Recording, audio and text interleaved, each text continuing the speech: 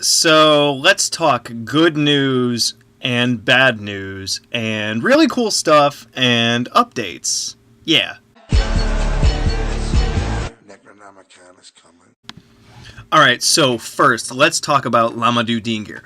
So, as you guys know from one of my previous videos, by the way, I did accidentally delete one of my vids that had to do with updates on Lamadou Dingir, but that was a while back, and I have an update since then, so, oops, I hit the wrong button. Anyway, so on Lamadou Dingir, here's the deal. So, in order to publish it, I have to talk to HarperCollins about, permissions and fair use in terms of the book. And the initial response I got was, we can't authorize a reprint of the book. Which, it's not a reprint, it's more of a revision. And it's kind of like, have you guys ever seen books where they take the original text and they add things on top of it? Or they have the original text in the middle and then they have commentary and junk on the side.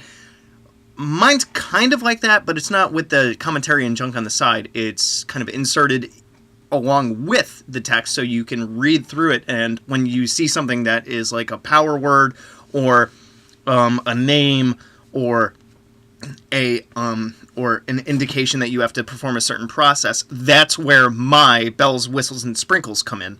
And then I have added things like I've already said to the Magan text, to the Book of Calling, to the Aurelia text, to the Book of Entrance and of the Walking, to the Book of Calling, every single section. Anyway, why am I naming them? But, so that's the initial response I got from the guy at Permissions, and I haven't been able to reach him back yet. And if I can get through to him, maybe I could get him to, talk to somebody about actually taking a look at the manuscript, or if I could get into contact with Peter Levenda, or maybe even Simon himself, in the event that he's still around. I know that he published a book back in like 2010, I believe. Then that's my next avenue to go. So I'm sitting on it, but I think that things tend to happen because they should happen that way. And let's say hypothetically I had already printed it and you guys already had it. Well, guess what? I got more stuff for you. So I had recently, I think it was a couple of days ago, 2 or 3 days ago, something like that, I got a YouTube comment, and I can't remember who it was because I'm bad with names, but they said, hey, have you seen this video about translations? And they linked the video, so then I checked it out. And I'm gonna pull up his info right here. Hold up. Because his YouTube is Dark Raven SKR8V3N. I wasn't going to try to do the leet speak on that stuff, just so you guys could actually find him. And I'll probably put a link in the description. And if I check one more thing, it's a guy who calls himself Enzu Abdullah Akuzaj. And I definitely did not say that with as much flow or flair than he did. But he went through the entire book and translated everything, essentially, and dug through all of the power words in the Sumerians based on the electronic Pennsylvania Sumerian Dictionary. And so him and I are going to be working together on translating more of the power words and actually putting them in their correct form to make Lamadou Dingir way more accurate, way better. More better, as one of my friends likes to say. So, for an example, which you can also see in his video, which I will probably put a link in the description. Somebody, slap me in the comments if I forget. But Zianakanpa should actually be translated as Si An Nabatu Kanpa-e. And we all think that Zianakanpa means, spirit of the sky, remember. Where actually Z isn't a word, and Si is an actual Sumerian word, which means remember. I always, from my research and understanding, I always thought it was spirit, sky, remember, Z Anakanpa, when in reality it should be Si An Nabatu Kanpa-e, which translates to remember An, which is another name for Anu, the sky god, the ultimate god. Remember An, shine over the gate, appear. And Zikia Kanpa should actually be Si Ag Ki Kanpa-e, which literally translates to remember, command over the earth gate, appear. So that invokes the sky and the earth in a more accurate, more direct translated way. And I think that him and I working together, we're going to be able to drill out all of these translations and make the book more solid, more complete, and more factual to the Sumerian language, to the spiritual system, etc., etc. Now, why am I doing this? Mainly because I'm not trying to stomp all over the Simonomicon. I'm not. I love that book. It brought me to this place, and I just want to be more true to the system. Now, for those of you that have been in occultism for a while, and for those of you that haven't, or for those of you that have, you'll know this. And for those of you that haven't been in the scene for a long time, well, here you go.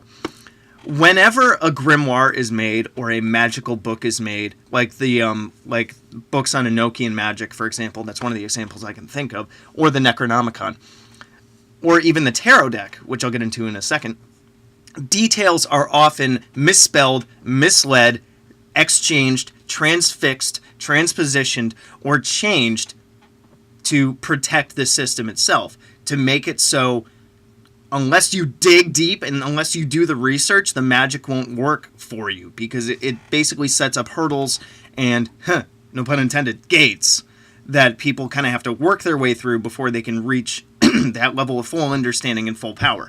And I've already said that the Necronomicon is one of these, and that's why in Lamadu Dingir I've gone through a lot of it.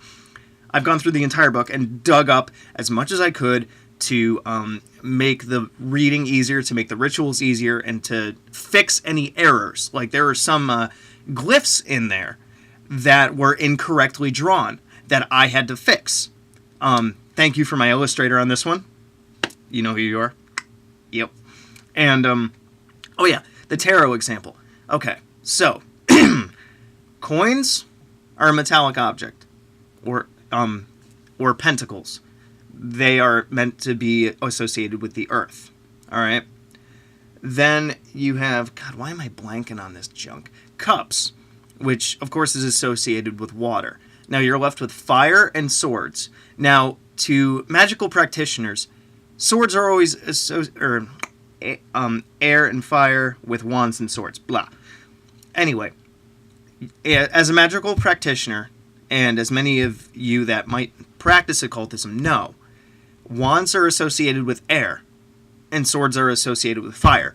But in the normal tarot deck that you find, like the Rider-Waite deck or the majority of other tarot decks out there, wands are associated with fire, and swords are associated with air. Well, think about it. If a wand is made of wood, why would it be associated with fire? It would just burn itself up. See? That's a little switcheroo that you didn't notice. Same thing with the glyphs that are supposed to go on the Sword of the Watcher, which takes a while to figure out. And same thing with, I think it's the North Gate, in the Book of Calling. Check it, because the Bandar is there, but shouldn't something else be there? Let me know if you get that. Drop it in the comments. Okay, so I talked about how I got more better leads on translations, and I'm going to be working on that for a while.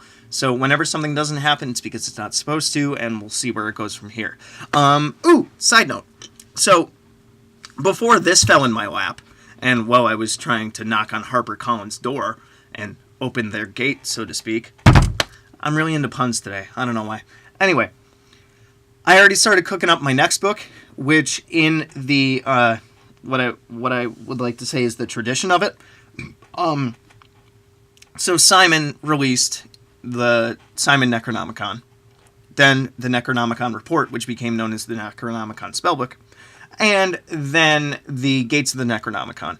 I kind of have the same idea with my own flair and my own spice, which would be Lamadu Dingir, and then you have a C-score Dingir, which is prayers to the gods, which would be kind of, I guess you could call it my version of the Necronomicon Spellbook.